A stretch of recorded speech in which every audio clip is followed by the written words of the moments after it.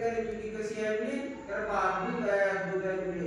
आणि तुमच्या जर आशीर्वाद झाला तर तो माणूस सुद्धा त्या ठिकाणी बोलू शकते मिळली. अशी तू त्या ठिकाणी विद्येची देवता आहे. म्हणून तू सुद्धा त्यांचे स्वभाव वेगळे, निंदक कोणी वंदन कोणी. आणि खरोखरच गाव म्हणलं की त्या ठिकाणी फळ्या झाल्या, पाटलं झाले, साधे आतिपिती होती मदमस्त, कुस्तीगीर जोशात त्या ठिकाणी खरोखर त्या ठिकाणी वडील मंडळी कशी राहते देवाच्या त्या ठिकाणी अंकित. आणि खरोखरच त्या ठिकाणी वडिलांना देव केलं तर लहानग्यानं देव त्या ठिकाणी करतात त्या ठिकाणी.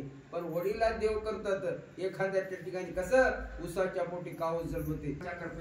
मी माझ्या स्वबळावर नाही, जोपर्यंत आपल्याला वाटत नाही मी माझ्या स्वबळावर कमीत ही माझं आहे तोपर्यंत त्याला गर्व आल्याशिवाय राहत नाही. म्हणून त्या ठिकाणी पाटलाला गर्व आला. तुझी शक्ती नाहीतर मी उतरविन मस्ती, तुझी गुन्ह्या लोकात. आणि खरोखर गावामध्ये मस्ती करायला लागला. आणि त्या ठिकाणी नगडावे शक्ती प्रदर्शन असे चार चौघात हे. अशा ज्याला गर्व आहे आणि ज्याला त्या ठिकाणी महाराजाची किंमत कळत नाही कोणाला कळणार आहे जे मस्ती खात तो सोडेना.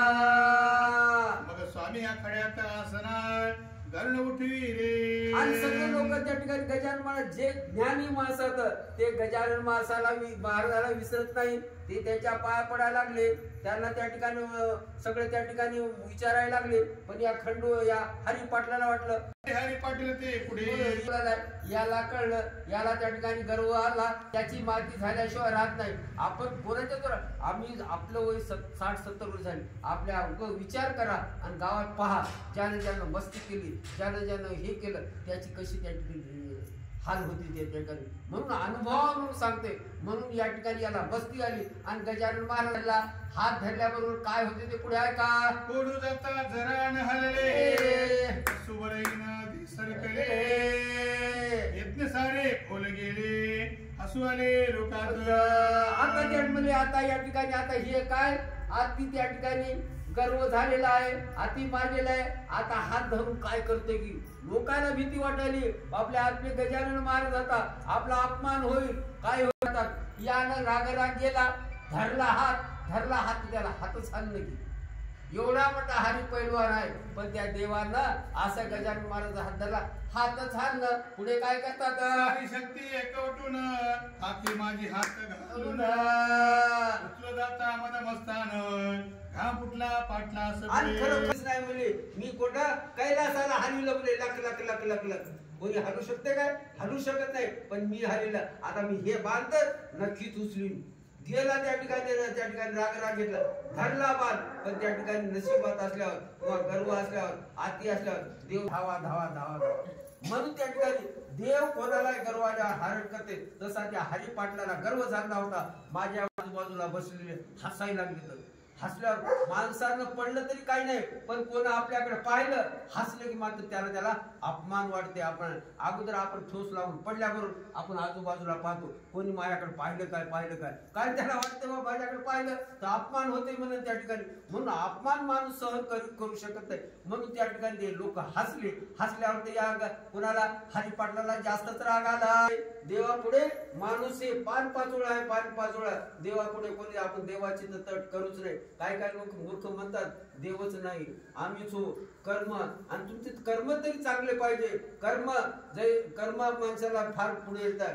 माणसाला नुसतं बुद्धी असली आणि कर्म केलं गेलं आपण महाराज दे रे हरी पलंगावरी देव देत नाही. आपल्या त्या ठिकाणी सावता महाराजांनी काय केलं, काही कोण्या पंढरपूरला गेले नाही, कोण्या देवाची भक्ती केली नाही, कोठं केलं नाही. फक्त आपल्या कर्मामध्ये आपल्या शेतामध्ये काम करीत फुलाचा बाग उजविला, मिरच्या कोथमिऱ्याला देव मानलं आणि आपलं कार्य केलं. फार मोठे संत होऊन गेले. म्हणून कर्म माणसाचं महत्व. कर्म करा चांगलं आणि कर्म केल्यावर आता जसं कर्म केलं त्याला देव फळ दिल्याशिवाय राहत नाही. पण कर्म करता कसं निष्काम करा. तसा देव त्या ठिकाणी पाहतो. तसं याचा भाव होता कसा मस्तीचा भाव होता.